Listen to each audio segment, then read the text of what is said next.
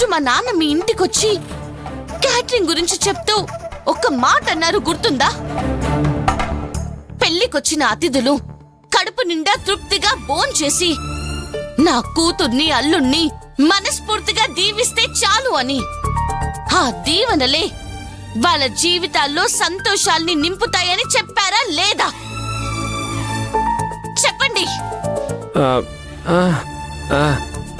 కానీ మీరు ఎక్కడైతే ఒక మనిషిని బాధ పెట్టకూడదో అక్కడే వాళ్ళ మనసుని గాయపరిచారు. మీకు కొంచెం కూడా తప్పనిపించట్లేదా? చెప్పండి.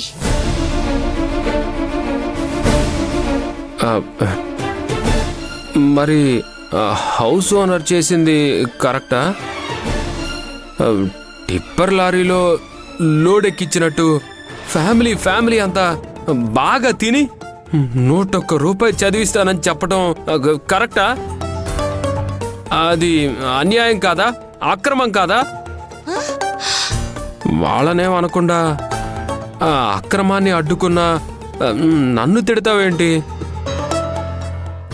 నువ్వే చెప్పు అక్షయ. వద్దు. నేను వద్దనే చెప్తున్నాను. ఎవరి గురించో మన మధ్య ఆర్గ్యుమెంట్ ఎందుకు చెప్పు? నేను నిన్ను క్షమించేశాను, అంతా మర్చిపో, ప్రాబ్లం సాల్వ్. నా ప్రాబ్లం సాల్వ్ కాలేదు.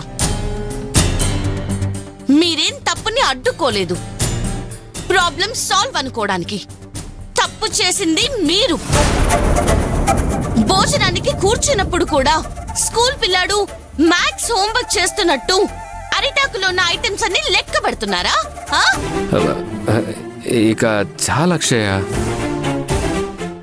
మాట్లాడితే అందులో కొంచెమైనా న్యాయం ధర్మం ఉండాలి. ఆ క్యాటరింగ్ కాంట్రాక్టర్ 25 ఐటమ్స్ ఇస్తానని చెప్పి అమౌంట్ తీసుకొని